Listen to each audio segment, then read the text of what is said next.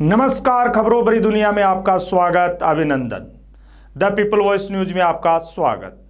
जनप्रतिनिधियों की बात हो या बात हो विकास की, बात हो किसी अपराध की, हम लेकर आ रहे हैं पल पल की अपडेट आप तक। जी हां, इसी क्रम में आज अपनी टीम पहुंची है जनप्रतिनिधि के पास।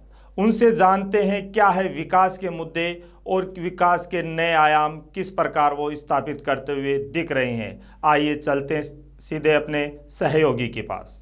मेरे क्षेत्र में जब हमारी सरकार थी और हमारी लोकप्रिय मुख्यमंत्री माननीय वसुंधरा जी थी, उस समय इस विधानसभा क्षेत्र में शिक्षा में, स्कूलों में, सड़कों में, विद्युतीकरण में जितना काम हुआ उतना आज़ादी से लेकर के 2003 तक नहीं हुआ था, जो 2003 से 2008 के कार्यकाल में भारतीय जनता पार्टी की सरकार में किया।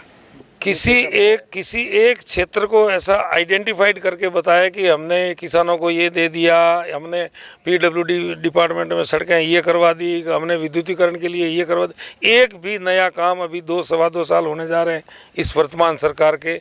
हमारे विधानसभा क्षेत्र में 2 स्कूलें जो है वो क्रमोन्नत हुई है 2 साल में, और कोई काम हमें देखने को मिला नहीं है। नहीं, वो उस समय 10वीं पास के चक्कर में हमारे कुछ युवाओं को हमने टिकट दी थी और वो जीत गए। लोगों के कहने से, उस जिसे कहना चाहिए कि नासमझ की वजह से उन्होंने ऐसा कदम उठाया था, लेकिन उसके बाद वापस वो व्यवस्था पटरी पे हमने ला दी थी। और अभी तक नगर पालिका में कांग्रेस की सरकार होते हुए भी ये लोग संघर्ष करते करते छोटा मोटा कुछ करवा पाए, वही काम करवा पाए, विशेष कोई काम अभी हुआ नहीं।